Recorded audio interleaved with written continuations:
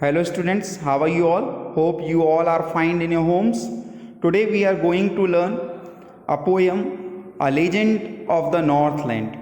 Legend means महान, past का कोई महान घटना या महान व्यक्ति. Of the Northland. Northland मतलब नॉर्थ पोल के पास जो लैंड होते हैं, जैसे ग्रीनलैंड वगैरह है, अलास्का है, कनाडा है. ये जगह वो जगह है जहाँ पर सनरेज काफ़ी कम समय के लिए रहती हैं, दिन बहुत छोटे रहते हैं और रात बहुत बड़ी. तो ये पोयम क्या नरेट करती है? ये पोयम नरेट करती है एक पुरानी स्टोरी की, जिसमें एक लेडी है जो गुस्सा कर देती है सेंट पीटर को. सेंट पीटर मतलब एक संत हैं जो क्राइस्ट के फॉलोअर माने जाते हैं, जीसस क्राइस्ट के शिष्य माने जाते हैं. वो लड़की गुस्सा कर देती है उनको अपनी लालच की वजह से. वो लालची रहती है और अपनी लालच की वजह से वो एक साधु को क्या कर देती है? गुस्सा कर देती है. तो आइए लाइन बाय लाइन पोयम का एक्सप्लेनेशन समझते हैं ताकि ये पोयम हम अच्छे से समझ पाएँ. Okay. Away away in the north land where the hours of the day are few and the nights are so long in the winter that they cannot sleep them through. Okay. Now in the first stanza, the poet tells about the land that is Northland. I have told you, मैंने आपको बताया Northland क्या है. वो जगह जो north pole के करीब है, जहाँ पर दिन क्या होते हैं? कम समय के होते हैं, और विंटर क्या होती है? लंबी होती है. तो उसे रात भर आप सो के नहीं गुजार सकते. You can not sleep them through. So in first stanza यहाँ पर जो पोएट हैं वो उस जगह को, नॉर्थ लैंड को डिस्क्राइब करते हैं कि वो कैसा है. दिन छोटे, रात लंबी, कि आप पूरी रात सो के नहीं गुजार सकते. In the next stanza, where they harness the swift reindeer to the sledge when it snows. अब वहाँ पर क्या होती है? बेसिकली बहुत ठंडा एरिया, स्नो रहती है. तो जैसे आपने टांगा देखा होगा, आगे घोड़े उसको चलाते हैं टांगे को और पीछे लोग बैठ जाते हैं. ऐसे ही रेनडियर्स एक एनिमल है, डियर की तरह ही होता है. तो वो क्या करता है? स्लेज से बंधा, स्लेज यानी रस्सी से बंधा रहता है, और पीछे जो व्यक्ति उसमें ट्रेवल करता है वैसी सीट बनी रहती है जब स्नो आता है. And children look like bears cubs in their funny clothes. और बच्चे एक भालू की तरह दिखते हैं. वो फर वाले क्लोथ्स पहने रहते हैं क्योंकि ठंड बहुत होती है. तो वो बच्चे कैसे दिखते हैं? भालू की तरह दिखते हैं. Okay, come to the next stanza. They tell them a curious story. They यहाँ पर पेरेंट्स को बताया गया, वहाँ रहने वाले बच्चों के जो पेरेंट्स हैं, वो बच्चों को एक स्टोरी सुनाते हैं. अब ये स्टोरी कैसी है? आपको भी विश्वास नहीं होगा, मुझे भी विश्वास नहीं है इस स्टोरी पे क्या, लेकिन है story. And yet you may learn a lesson. लेकिन फिर भी एक लेसन जरूर आप इस स्टोरी से सीखोगे. तो चलिए इस स्टोरी को शुरू करते हैं कि वो स्टोरी है क्या. ओके.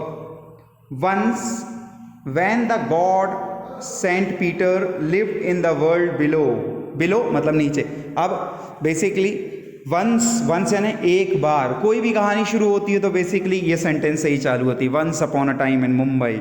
सो एक बार एक संत रहते हैं सेंट पीटर, जो कि वो क्या करते हैं? वॉकड अबाउट इट प्रीचिंग यानी उपदेश देना. Just as he did, you know, जैसे एक साधु करता है. साधु क्या करता है?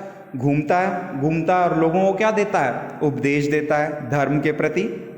तो ऐसा ही काम सेंट पीटर किए करते थे. He came to the door of the cottage in travelling round the earth where a little women was making cakes and baking them on the earth. Now वो घूमते घूमते एक झोपड़ी में पहुंचते हैं, एक कॉटेज में पहुंचते हैं, उसके दरवाजे में. अब वहाँ पर एक लिटिल वुमेन रहती है जो क्या कर रही है? केक बना रही है और उनको बेक कर रही है, पका रही है. कहाँ पर? हर्थ में. हर्थ मतलब भट्टी में. वो केक बना रही है भट्टी में. वहाँ पर साधु जी पहुँच चुके हैं. ठीक है. अब साधु जी की हालत यहाँ पर डिस्क्राइब होती है. एंड बीइंग फेंट विथ फास्टिंग. फेंट यानी बेहोश होना, फास्टिंग यानी उपास, फास्ट. अब बेसिकली उन्होंने फास्ट रखा हुआ है सॉरी. तो उनको बहुत भूख लग रही है. अब भूख लग रही है तो वो कैसे हो रहे हैं? बेहोश से हो रहे हैं. अब दिन for the day was almost done means the day has gone. It is in the evening time now.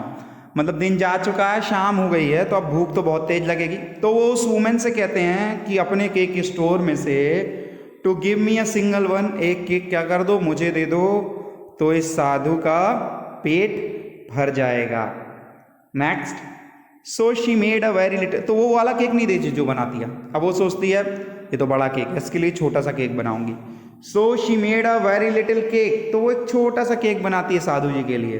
But as it was baking ले she looked at it and thought it seem too large to give away, लेकिन जब bake करने जाती है तो उसको लगता है ये केक तो बहुत बड़ा है, ये देने के लिए केक जो बना रही हूँ मैं पहले वाले से तो छोटा है, लेकिन अभी भी क्या है, ये केक बड़ा है। देयरफॉर शी नीडेड अनदर, अब गूथना नीडेड है, फिर से वो आटा गूथती है क्योंकि अब उसको उससे छोटा बनाना है, स्टिल अ शॉर्टर बना, अब उससे भी एक छोटा सा केक बनाती है। लेकिन जब बनाती है वो और उसे देखती है तो उसे लगता है कि as large as the first has done, ये तो उतना ही बड़ा बन गया, मतलब उसने बनाया छोटा है लेकिन उसे लगता है कि ये भी बड़ा है, ये केक भी बड़ा है, ये भी नहीं दूंगी मैं, दूसरा केक बनाऊंगी छोटा सा साधु जी के लिए। Then she took a tiny scrap of dough and rolled it flat and baked it thin as a wafer, but she couldn't part with that. फिर वेफर की तरह, वेफर आपने खाया होगा पतला सा, उतना पतला सा उसको रोल कर करके, जैसे आप पतली सी रोटी बनाएंगे आटा गूंथते समय उसको बार बार रोल कर करके, तो वो इतना पतला सा केक बनाती है, लेकिन वो भी देने में उसको बड़ा अटपटा लग रहा है कि मैं कैसे दूं, ये तो केक है मेरा। For she my cakes that seems too small, वो बोलती है my cake seems too small when I eat of them myself, वो बोलती है कि जब ये केक मैं खुद खाती हूँ तो मुझे ये केक बड़ा छोटा लगता है, लेकिन जब देने की बारी आती है तो मुझे ये केक कैसा लगता है, बड़ा लगने लगता है। Then good Saint Peter grew angry for she was hungry and faint and surely such a woman was enough to provoke a saint। अब जो सेंट पीटर रहते हैं साधु जी, वो गुस्सा हो जाते हैं क्योंकि वो बहुत भूखे पहले ही थे, बेहोश से हो रहे थे, और ऊपर से वो क्या कर रही है, उसके लिए केक नहीं ला रही है, तो वो गुस्सा हो जाते हैं। अब इतनी चीज़ें काफ़ी रहती हैं एक वुमेन को प्रोवोक करने, एक सेंट को प्रोवोक करने के लिए, प्रोवोक करना ने भड़काना, गुस्सा दिलाने के लिए। अब वो बहुत गुस्सा हो जाते हैं, वो बोलते हैं he said you are far too selfish, तुम कौन हो, सेल्फिश हो, मतलबी हो, to dwell in a human form, मतलब you are far too selfish to dwell in a human form, तुम इतनी सेल्फिश हो कि ह्यूमन फॉर्म में नहीं रह सकती, इंसानी रूप में रहना पॉसिबल नहीं है तुम्हारे लिए, ऐसे इंसान नहीं होते। इंसान के पास क्या रहता है, खाना रहता है, रहने की जगह रहती है, फायर रहती है अपने आप को कीप वार्म करने के लिए, अपने आप को गर्म करने के लिए फायर भी है हमारे पास क्योंकि वो ठंडा एरिया, तो ये तीनों चीज़ें इंसान के पास हैं। तो वो कहते हैं तुम इंसान बनने के लायक नहीं हो, और वो उसे एक श्राप देते हैं। क्या दे देते हैं, एक श्राप दे देते हैं और कहते हैं now you shall build as a bird do, अब तुम कैसे रहोगी, जैसे चिड़िया रहती हैं, बर्ड रहती हैं, and shall get your scanty food, scanty यानी जो बहुत कम हो, वैसा फूड तुमको मिलेगा by boring and boring all the day in the hard dry wood. तो वो उसे क्या बना देते हैं, वुड चक बनाते हैं, वुड पैकर। वुड पैकर एक चिड़िया होती है, आपने देखा होगा, जो पेड़ में होल करके खाना निकालती है, तो वो उसे बोलते हैं तुम कैसी होगी, बर्ड होगी, फूड क्या होगा, स्कैंटी होगा, कम होगा, तुम क्या करोगी, बोरिंग मतलब उसमें अपनी चोंच मार मार के पेड़ में गड्ढा करोगी और वहाँ से अपना खाना निकालोगी, तो इतनी मुश्किल से तुमको खाना मिलेगा। फिर क्या होता है, वो अपनी चिमनी की तरफ जाती है और कोई भी वर्ड नहीं बोलती, and out of the top flu, और चिमनी के ऊपर से, घर में किचन से जो चिमनी यहाँ ऊपर तक जाती है और वहाँ से वो जाती है और चिमनी के अंदर चली जाती है, और चिमनी के ऊपर से एक वुड पिकर, एक बर्ड, एक चिड़िया बन के आ जाती है, क्योंकि वो किस में चेंज हो चुकी है, अब वो चिड़िया बन चुकी है, वो चिड़िया में चेंज हो गई है। She had a scarlet cap on the head and that was left the same, but all the rest of her clothes were burn black as a coal in the flame. अब उसके Scarlett मतलब red colour का एक cap है उसके head में, जो चिड़िया बन गई है, सारे उसके कपड़े जल चुके हैं, केवल क्या बचा है, उसकी कैप बची है रेड कलर की, जो आज भी वुड पिकर चिड़िया की जो चोंच के ऊपर रेड कलर होता है, सारे उस कोल में, फ्लेम में, आग में जल चुके हैं। And every country school boy has seen her in the wood where she lives in the trees till this very day boring for food.